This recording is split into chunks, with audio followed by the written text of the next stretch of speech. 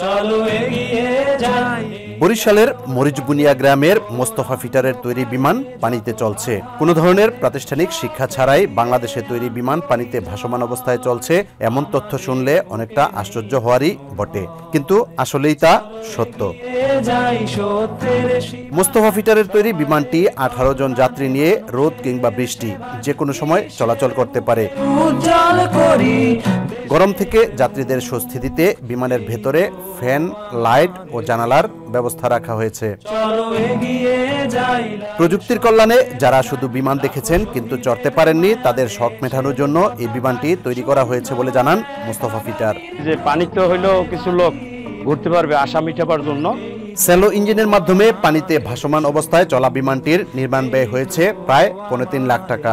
প্রায় 2,70,000 টাকার মতো খরচ হয়েছে। নিজের বুদ্ধি দিয়ে 24 মাসে বিমানটি তৈরি করা সম্ভব হয়েছে বলে জানান আবিষ্কারক মোস্তফা ফিটার। 2টা বছর পরে আমি পানিতে নামাইছি।